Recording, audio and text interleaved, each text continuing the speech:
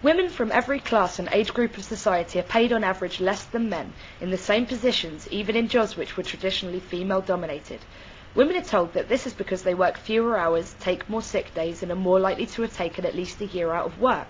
What could explain this behaviour? Could it be relevant perhaps that 9 out of 10 single parents are female? Is it conceivable that women are responsible for a disproportionate number of the domestic duties of live-in partnerships? Could it be that because men earn more, it makes more sense for him to return to work as the breadwinner when the couple has children? Might this explain significant gaps in women's work contribution, sick leave taken to care of sick children, fewer hours worked to accommodate motherhood, significant gaps to give birth to infants? In fact, according to the 2007 US Census, 97% of stay-at-home parents are women. So imagine, if you will, we're living in our happy family scenario. He goes off to work, ironically merited by earning more when they were childless, and she stays at home. What effect does this have on the woman's life? Well, in this vulnerable period of new motherhood, the mother is completely dependent on the father's continuing financial support to raise their child. The partnership works effectively as long as he has her and the baby's interests at heart. Should he come home one day and beat her, for example, or should she discover that he is being unfaithful, or should he decide parenthood just ain't his scene and he's off, basically, should the relationship fail for any of the multitudinous reasons relationship fail, our new mother is in the unenviable position of needing to work part-time or from home and make sufficient wages to cover childcare expenses, or needing to claim welfare to support her new baby.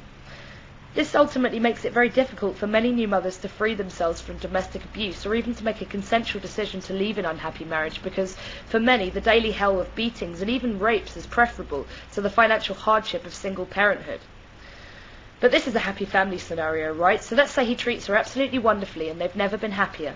She stays at home unpaid and dependent on her husband for 5 years for the sake of the child, and then little Junior's off to kindergarten and she finds herself with enough hours in the day to hold down a part-time job. Except now employers are viewing her suspiciously. She has a 5-year gap on her resume and she's the mother of a young child. She'll probably be calling in sick a lot when the kid gets an ear infection. Her mind will probably be on the child and not on her work, and ultimately she wasn't dedicated enough to her career to not have kids in the first place. What's to stop her popping another one and lumping me, the employer, with maternity leave costs? I'll take the man, thanks. And what happened to our single mother, the one who had to leave the relationship because of domestic violence, or the one who was left alone with a child? Well, she's been struggling in a part-time job for 5 years now, trying to raise a child on part-time wages and cover the childcare expenses which allow her to work even those part-time hours. The costs are crippling her, so she's relieved that the child will now be spending some time at school that she doesn't need to pay for, and she can take a full-time position. Because she's had to work part-time and take a lot of sick leave, she's been overlooked for a promotion, and her career has developed very slowly since she became a mother. She works a 13-hour day, 9 at work and 4 at home to support herself and her child. She knows that ultimately she's stuck because she cannot afford to take career risks with the sole responsibility for her child's security.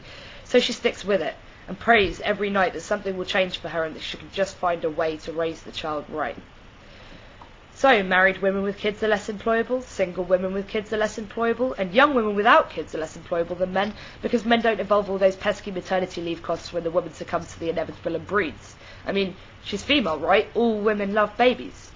But I'm becoming sidetracked. It should by now be clear to you that there is a choice being presented to women, which is, don't have kids, stick to your career, accept lower average wages, or become a mum, risk being left financially stranded or in a violent relationship, and accept that your career is screwed whether you stay in a relationship or leave it.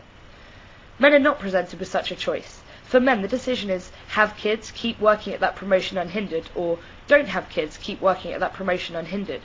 Their desire to have children has no impact on their ability to work full-time in the same career they had previous to becoming parents. Does this represent equality to you? It represents complete inequality to me. So what should we do about it?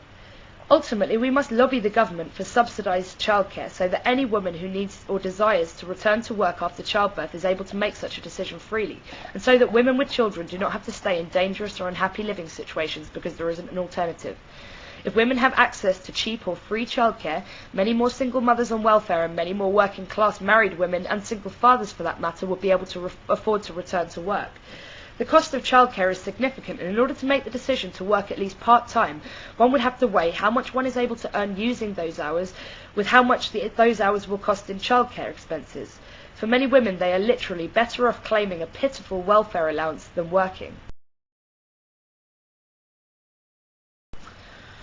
Men and women are not facing an equal choice in parenthood because it is overwhelmingly women who will stay home with those children, and overwhelmingly women with whom custody courts will place the children of broken marriages. It represents the interests of everyone to have children raised in financial security. We should remove this restriction on women's ability, and in fact all single parents' ability, to return to work by providing socialised childcare, thus improving the children's financial security because the parents can return to work freely, and ultimately giving the children of domestic abuse victims and abandoned mothers a fair chance at a hopeful future.